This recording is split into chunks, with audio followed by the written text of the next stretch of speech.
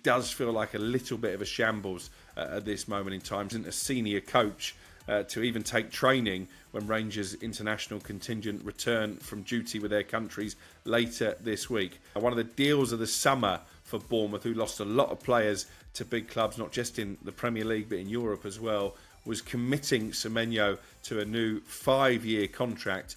Well, we can exclusively reveal on talkSPORT that new deal does include a release clause.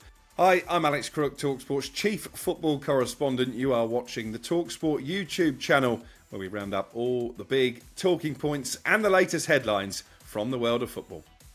So let's start with Rangers' ongoing search for a new manager. It looked as if at the end of last week, Steven Gerrard would agree to make an emotional return to Ibrox. I'm told he even went as far as lining up the likes of Gary McAllister to join his backroom staff before ultimately pulling out of the race following talks with the Rangers hierarchy. So it's very much back to the drawing board at Ajax. 9 days now since they decided to part company with manager Russell Martin, and they're back in league action this weekend. But we're no nearer to knowing who will be in the dugout for that game. Danny Roll is another who by all accounts has impressed the hierarchy in Glasgow during the interview process, but is yet to be offered the job.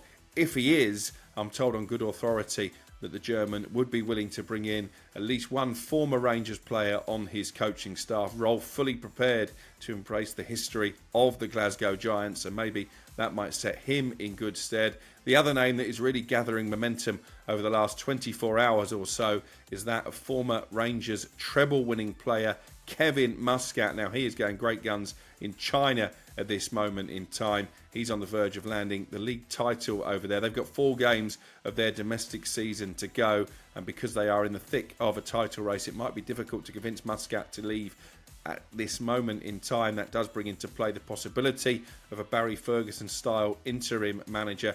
I have to say the reaction from Rangers fans since we first started talking about Muscat as a potential replacement for Martin on Monday afternoon has been positive. They remember the all-action tough man that he was as a player. They look at his record over in Asia and Australasia. Very similar CV actually to Ange Postecoglou before he took the Celtic job, and we all know how that turned out. Rangers sources insisting overnight there are multiple contenders still in the running. Slaven Bilic, I know, has been presented to the board there as a possible alternative to Roll and Muscat, but no guarantees that he will get the job. Gary O'Neill and Graham Potter both sounded out, both unlikely to be appointed at this moment in time. Same goes for Michael Carrick.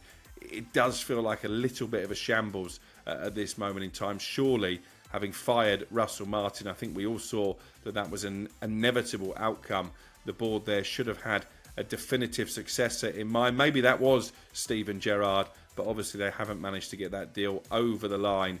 I am expecting developments in the next 24 to 48 hours because at the moment there isn't a senior coach to even take training when Rangers international contingent return from duty with their countries later this week.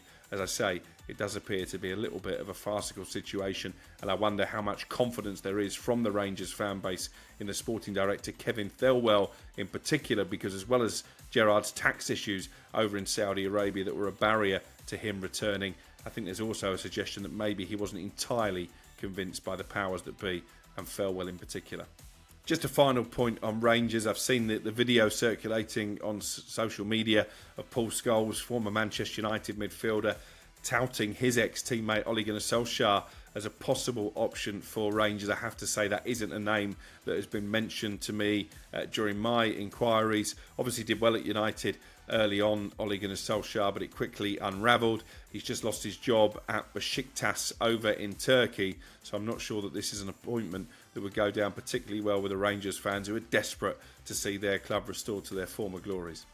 Turning our attentions to matters south of the border, of course we're in the midst of an international break, but Premier League football does return with some huge games this weekend, not least at Anfield on Sunday afternoon where Liverpool host Manchester United. Both those clubs are paying close attention to the stellar form of Bournemouth forward Antoine Semenyo. Only Erling Haaland has scored more goals since the start of this season than Semenyo. That is quite illustrious company to be keeping.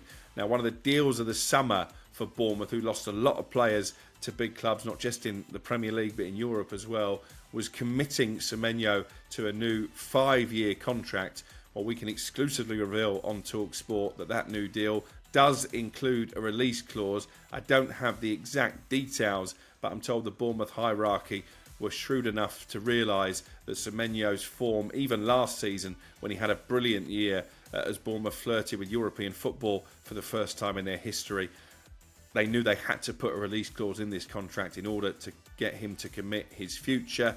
They obviously want to keep hold of Semenyo for as long as possible, but we know that he held talks with both Tottenham and Manchester United before signing that new contract that keeps him at the club until 2030 on paper. Richard Hughes, the sporting director at Liverpool, was the man who brought Semenyo for a bargain £10.5 million from Bristol City in the Championship. So he remains a fan as well. If he keeps scoring and assisting with the regularity that he has so far this season, I think by the time we get to next summer, the race for Semenyo's signature will really be hotting up, and this release clause could come into play then. And on the subject of Manchester United, the one position they failed to strengthen in the summer window was quite a key one, really, that defensive midfield role. We know they're big fans of Adam Wharton at Crystal Palace, but Steve Parish told us on talkSPORT this very weekend that they're not under any financial pressure to sell. He even floated the idea of a potential new contract for the England international. Joe Bellingham at Borussia Dortmund has been mentioned, not just for Manchester United but for Palace as well. I don't see that deal happening in January. And that brings us on to Carlos Baleba. We know there was genuine interest from United during the summer in the Brighton midfielder. Tony Bloom, the owner down at the Amex Stadium, made it pretty clear that he wasn't for sale in this window. It's the same message coming out of the Seagulls in terms of January as well. They have no plans, I'm told, to part company with Baleba mid-season. So if United are to sign Carlos Baleba, then they are going to have to wait at least until the summer. Now, he's not started the season in brilliant fettle. Fabian Herzler told me after a game down at Bournemouth recently that clearly the 21-year-old has been affected by the speculation. But I know the belief from Tony Bloom, who's usually very shrewd, he knows exactly when the time is right to sell a player, is that Baleba will get back to the heights that he hit last season, and therefore, come next summer, it won't just be Manchester United who are interested in signing him. And Brighton could then find themselves in the position where they're at the centre of a bidding war, which obviously will only drive up the price. It's going to take £100 million plus, I think, to get Baleba away from the Sussex coast. So there you have it. Thanks for watching today's talkSPORT YouTube News Roundup. We'll be back tomorrow dissecting more of the big stories.